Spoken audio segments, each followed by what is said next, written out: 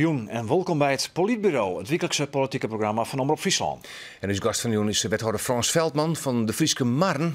Die gemeente is een grote kwad op het sociaal domein. De kwad bij de gemeente de Frieske Marn zorgt voor politieke consternatie. Op het sociaal domein zit een god van 3 miljoen euro. Hoe had dit kind? Hoe moet het oplost worden? En vooral had het college dit mij opzetten in hoe de verkiezingen hinnetelt.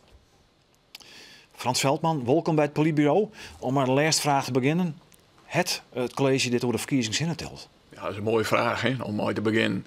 Nee, dit hebben we net mooi opzetzin inderdaad hoe de verkiezingen hinnetelt. En ja, daar kan je altijd de discussie omgaan van stel dat je het inderdaad voor de verkiezingen was. Nou ja, wat van discussies hoe dat met elkaar oproepen. Maar als je het gewoon vergelijkt met je planning- en controlecyclus. Ja, dan is het eigenlijk regulier zoals het altijd gaat. Sterker nog, we hebben het nog wel wat eerder bekendmaken. Omdat we toen de cijfers echt concreet waren. Hebben we zei jongens, hier moeten we direct maar naar buiten komen. Je weet zijn, je wist het in oktober vorig jaar al.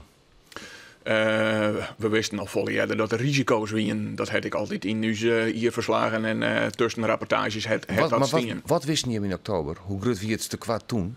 Nou, toen hebben we de cijfers ik nog net concreet. Want hebben we toen echt concreet hadden, hebben we het dan naar buiten gebracht. Nee, wanneer is je dan van die 3 miljoen? Die 3 miljoen echt concreet, dat wie in, waar wien we toen? In maart. Voor de verkiezings? Want dat is een beetje het hete hangijzer politiek journaal, hè? Ja, nee, dat klopt. Daar moet je inderdaad de discussie voor van... Maar wist je het voor de verkiezingen? Wij wisten voor de verkiezing dat er een tekort was, maar hoe concreet en hoe had die cijfers daadwerkelijk precies wien, dat wie in om en bij maart wie dat bekend. Oppositie zei je het wel hoe de verkiezingen hinnetelt. En dat ik jou zei, ja, kan je ook zeggen van nou, misschien hier wel voor de verkiezingen onjaarmatten, er komt een tekort aan, om het zuiver te houden. Ja, maar dat is ik altijd onjong, dat er inderdaad risico's wien. De oppositie is nou lullig, die vinden dit eigenlijk beskamsem. Die zeggen van, voor eigen gewin is het pas na 21 maart duidelijk worden. Maar wat zou het eigen gewin wijzen? Dat je geen stemmen verliezen bij de verkiezingen. Het goede college partij natuurlijk onrekenen worden, zijn verlies. Terecht of onterecht, maar je moet er wel op ons in de verkiezingsstrijd. Nou, in de zin van inderdaad dat we dan de volle yield uitjongen hebben onder zorg en ondersteuning voor de mensen. Waar je dat is dan de discussie die je met elkaar vieren moeten van ja, hier het college dan inderdaad minder yield investeren met in de zorg en in de ondersteuning van mensen. Nou, dat lijkt voor de hand, maar hing je het net eerder onder die melden matten? Nee, want toen hingen we de zaken net concreet. Je wist net dat het om 3 miljoen ging. We wisten net op dat moment dat het concreet om die 3 miljoen. Toen we die cijfers concreet hingen, sterker nog, we hebben het maar in het college gehad. En toen hebben we direct zijn van de wansjes is toen een memo direct naar de RIA gingen. En toen dat waren de concrete cijfers die we op dat moment hingen. Er waren wel momenten dat je zeggen kon van nou, we brengen het wel naar buiten dat we het vermoeden hebben dat we het regen krijgen. In februari is de VNG, de Vereniging van Nederlandse Gemeenten, maar het kabinet in Peteerwest. Er is 100 miljoen euro beschikbaar maken voor gemeenten die het te kwatten hebben op het sociaal domein. Hier hem toen ik ze ken van goh, dat kennen wij dat wij er een broekformatie maken, want het giet je ik dreig. Maar dat is dus wat ik altijd wel in de tussenrapportages vlieg die maar de kadernota is het al onjongen. Want toen hebben we maar de WMO hebben zelfs allemaal jong van de moet yield bijplust worden. En het lijkt erop dat we ik nou in te kwart gingen. Dat vliegt hier bij de kadernota dus al. Toen ging het om 6 ton. We praten over 3 miljoen. Dat is natuurlijk een aanmerkelijk groot bedrag. En dat heeft direct consequenties voor de dingen die je een bliersmittig uit de waai zetten willen. Je zei ze nou al, ja, misschien maken we u wel wat inhouden als het gaat om nieuwe plannen, om nieuwe initiatieven. Ja, nee, dat klopt. Dat is ook de reden wist dat we zeiden van ja, je moet er direct maar naar buiten komen zodra je weet waar het daadwerkelijk concreet om gaat.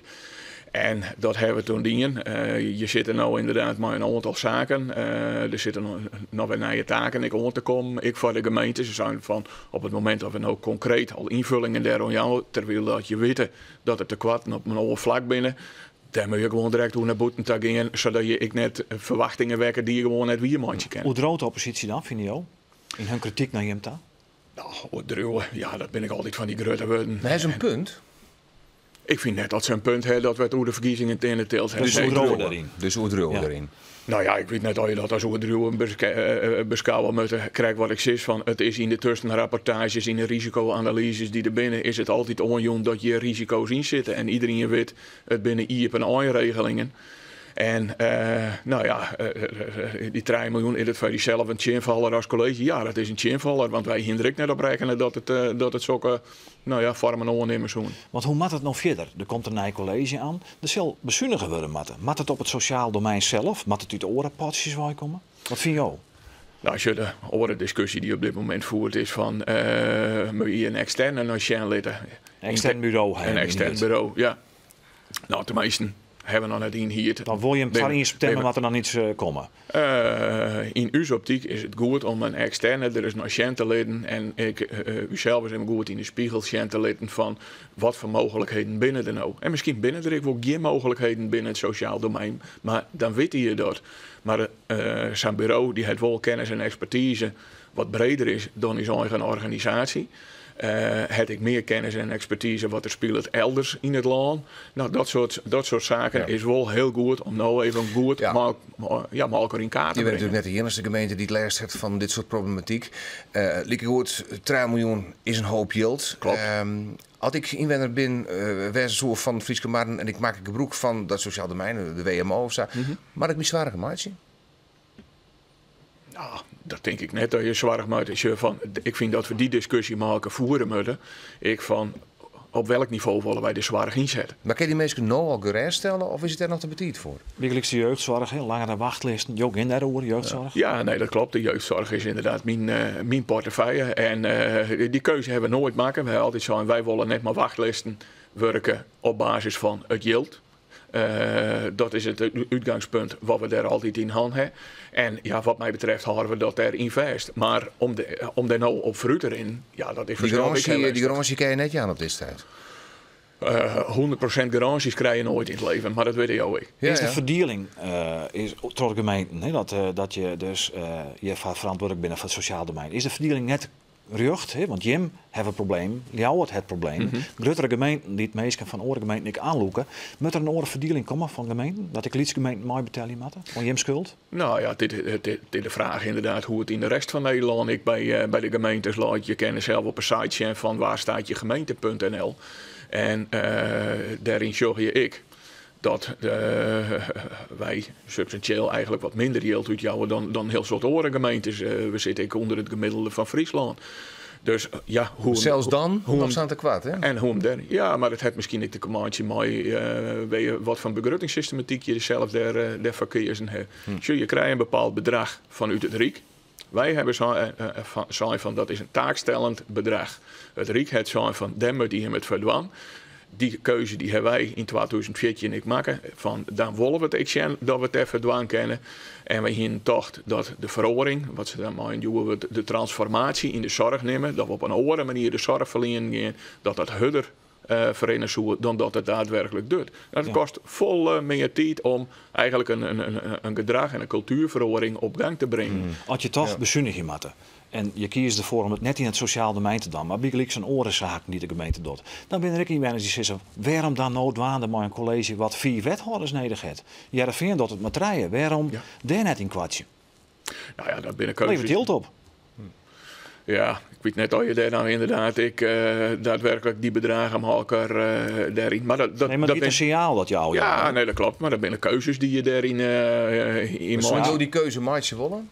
Welke keuze? Dan maar net een 5e wethouder? Dan maar even een P1-wethouder, Jan, die hebben een PZ en Verlen. En het CDA houdt het 2. Of is dat politiek not done? Wil de FNP dat net? Nee, maar dat binnen keuzes die de partijen maken. En zo luidt het er nou voor. En op het moment dat men zegt van nee, we moeten er nou totaal oorsnusje. En ja, dan zou je dan in onderlinge partijen. Maar snap je wel dat het signaal is dat je 4 wethouders onstellen. Dat er ondertussen een miljoenen tekort is in het sociaal domein. Dat mensen zeggen van toch daar dan wat zuiniger. Toch op orenvlakken wat zuiniger. Dan krijgen we die yielden waarom voor het sociaal domein. Het gaat ook om beeldvorming. Ja, nee, dat klopt. Ik snap die beeldvorming. Ik heb vaker met dat type beeldvorming inderdaad ik de maatje in hand. Maar je zit ik maker om de tafel, waarbij ik naar meer dingen joggen. En nou, je kan zelf stellen van de oude ronde fjouwer hier hebben het wel aardig druk gehad. Ik maar elkaar en er waren keuzes maken van jongens, we moeten als gemeente nou, ik sorry dat we meer naar boeten kennen. Meer naar boeten nu oriënteren daarop en op basis daarvan binnen ik keuzes maken om op een betere manier invulling om te gaan dan de oude ronde fjouwer hier. Ja, de Frieske Marren krijgt die 4e wethouder, Joost Heer. dat is de keuze wordt die op dit moment maken is. Ja. Takkenwieke informeer je hem de Rie over het sociaal domein en de tekwatten. Klopt dat? Heel kwaad? Ja, dat klopt. Oké. Dat weer heel kwaad. Mooi. Ja. Laten we eens even scannen hoe het is cartoonist Gerk of van Beesjucht naar de Frieske Marren en het sociaal domein te kwaad.